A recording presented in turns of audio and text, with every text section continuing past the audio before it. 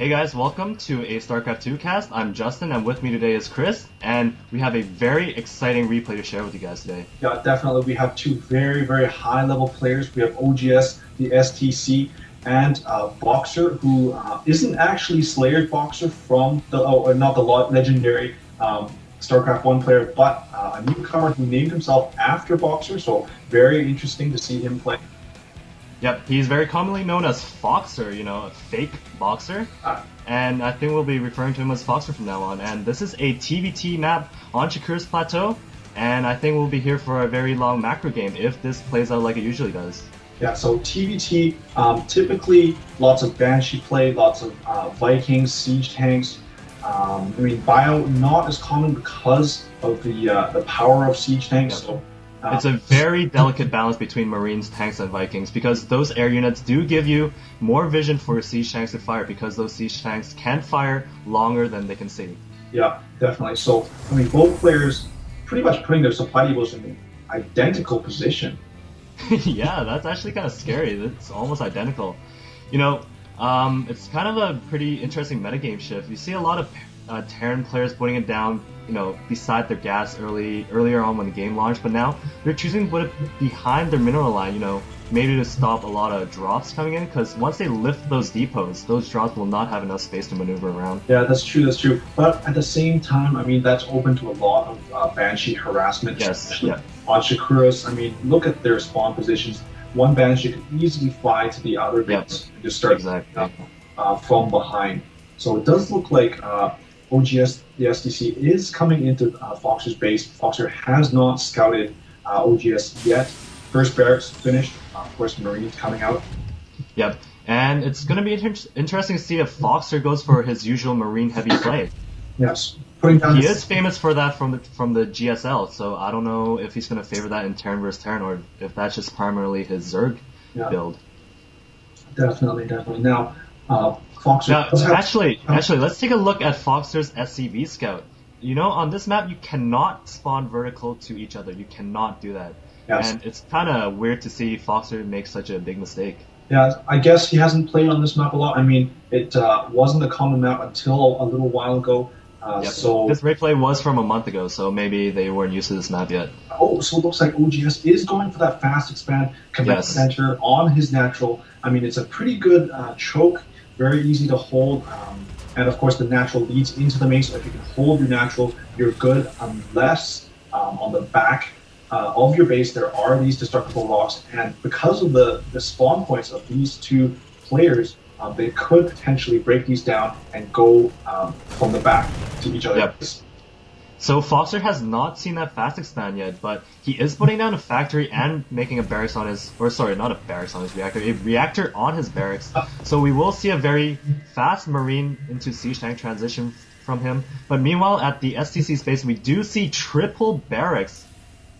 Yeah, so it does look like OGS isn't taking my advice. I guess he doesn't like me very much, but it looks like he is going for a whole bunch of bio.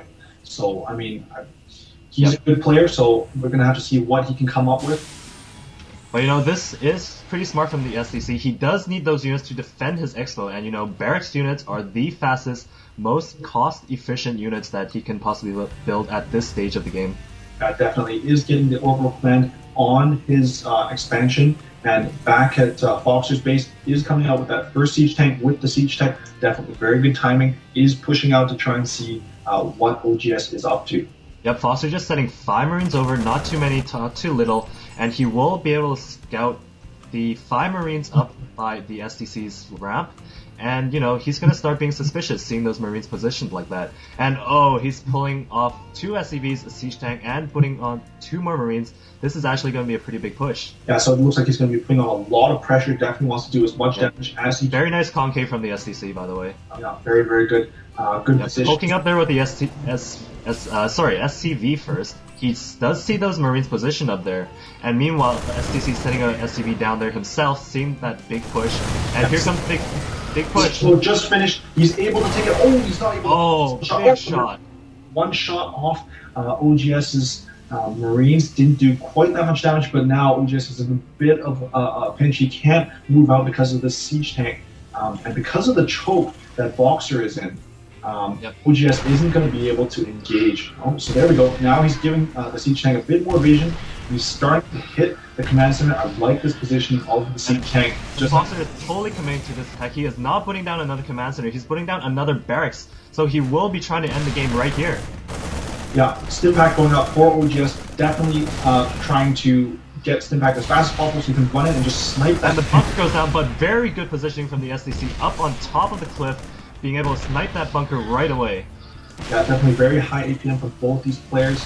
I mean, this is what you're expecting from a high-level play like this. Foxer, sorry. Another siege tank coming up, gets another shot off on the bio units of the SCC, and this command center is going to fall. SCVs are getting pulled off, and this should be a very big push from the SCC, very defensive push. We'll see if he holds this off. Third siege tank up there, he's got to siege that. Oh, no, he's not. He's decided to keep that firing. Bunker not finishing. Foxer looks like he will be taking this game.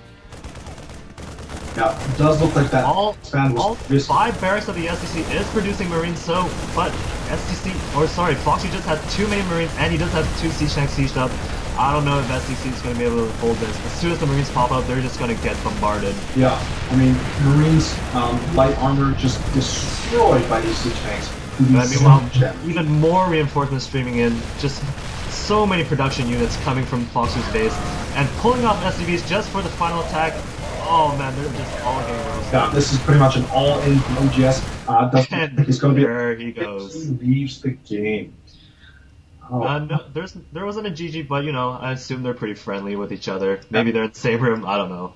But yeah, that was a very aggressive build by Foxer. Exactly what he's known for in the GSL. So that was a very intense game, and you know, I was thinking it was going to be a macro game considering the map, but you know, shows that early rush pressure does work on big maps. Yeah, definitely. I mean, that fast expansion definitely did hurt OGS. He could not defend it against the siege tanks, and with the added range of the Marine view, Foxer was just able to move slowly and, you know, very calm, very patient, move each siege tank, sort of leapfrogged it into OGS's base. So very decisive win by Foxer.